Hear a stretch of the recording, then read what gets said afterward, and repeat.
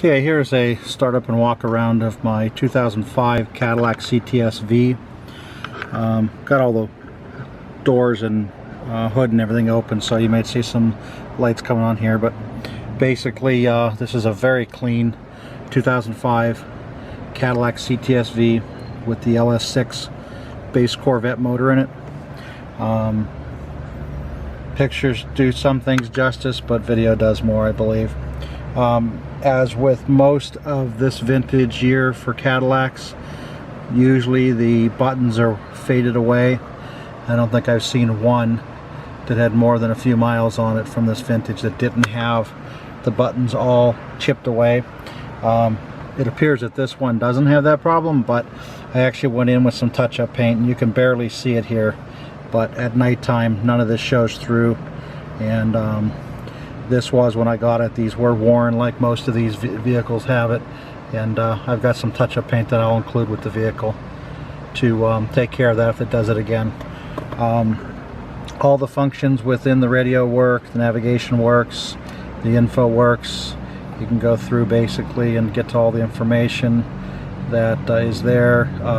Recently changed the oil on it, so it's shown 95%. And so on. So everything works on here. It's got a 6-disc CD changer. As we can see here, if I go to disc, I've got 3 loaded currently, but it's actually a 6-disc changer. It's got the split side heating and air conditioning. As far as miles goes, it's just under 34,000 miles. That may change depending on if when I sell it, but I do drive the thing once in a while, but pretty much it's being put away for storage now, so those miles shouldn't change. But anyway, if you're looking at this video, you probably know a lot about this car already. It only came with a manual 6-speed transmission. So let's go ahead and start it up.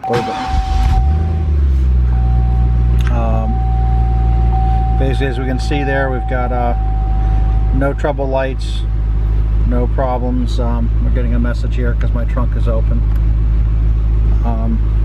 The vehicle runs fine, sounds fine, drives fine. There's no issues with it. They did have an issue with the fuel gauge. There was a recall from GM recently. When they did the recall, they changed some kind of a connector going into the fuel tank. When they did that, I started having trouble afterwards with my fuel indicator. It was not quite accurate. So I took it back to the dealership. Even though it's a 10-year-old car, they worked with me on it, and eventually they put 2 brand new sending units in. Yes, for some reason this car has 2 sending units in the tank. So he said that would have been a $1,000 repair, so that's one thing you won't have to worry about. Happens a lot on older cars.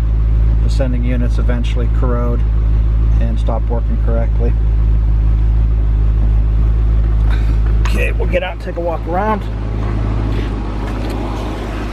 As you can see, the rest of the interior, there's no rips or tears in any of the seats. The leather is not worn very much for a car this age.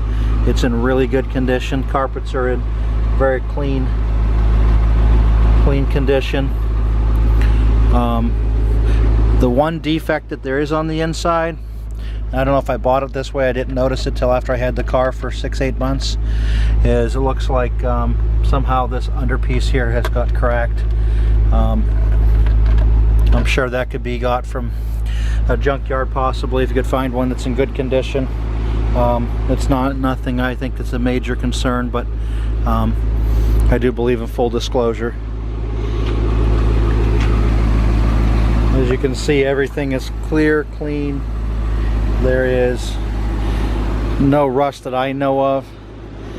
All the wheel wells are fine. I believe there may be 1 or 2 small little curb scuffs, but not very much at all. Just had it PA inspected, so the brakes are good all the way around. These tires are pretty new. I'd say less than 4,000, 5,000 miles on the tires.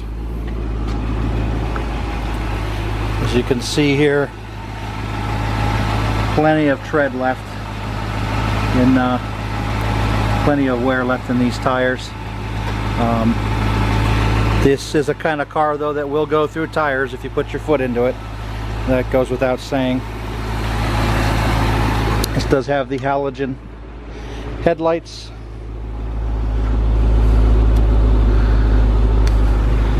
With the fog lamps. Sorry, these are not halogen, I'm sorry, these are HIDs.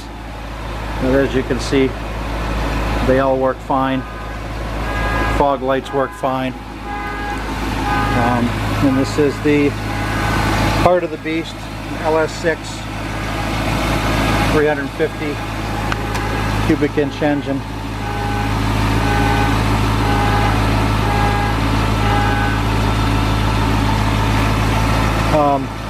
There was a new battery put in not long before I bought the car, so I think there was a date on here I saw at one point. I know it's not an original battery. I don't see the exact date code on this. I know there's a 7 of 11 here, so never had a problem with it starting. Had one blown fuse when I bought it for the front cigarette lighter adapter, but other than that I've never had anything go wrong with the car. I've had it put about, I'm gonna say maybe 7,000 miles on it. It's a great driver's car. You can see the back seat is very clean. The leather's in excellent condition.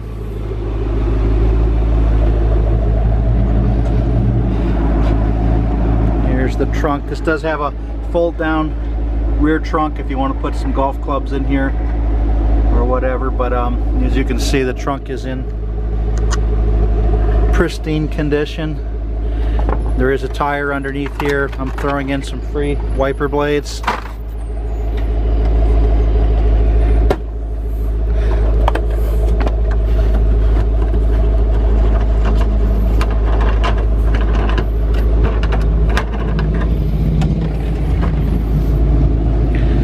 As you can see there's storage there if you want to store more stuff there.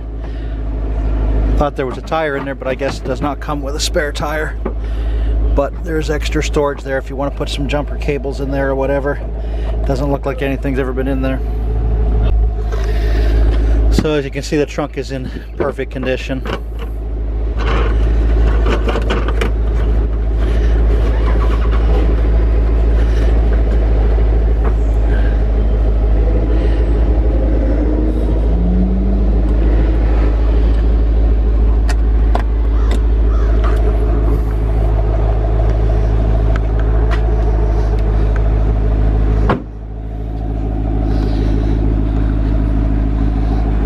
Just had a fresh coat of wax put on it. I had a friend of mine detail it.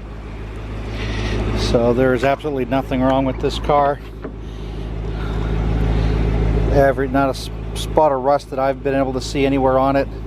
It has been stored winters as far as I know. I've driven it in the rain occasionally, but not in any snow or anything like that. Everything on it, like I said, works. I've always run the Mobile One full synthetic oil in it. Like I said, it just has a brand new oil change within the last couple of weeks. Sunroof works. As you can see here. Fully functional.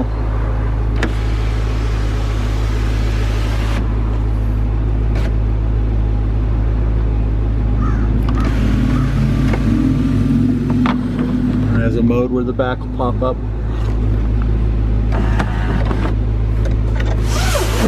Very, very clean CTS V.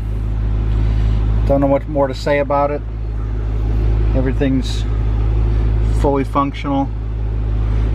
There is a little bit of this peeling, which has been a known issue in these cars. I was going to clean that up, but I never got around to it. I think basically taking it apart and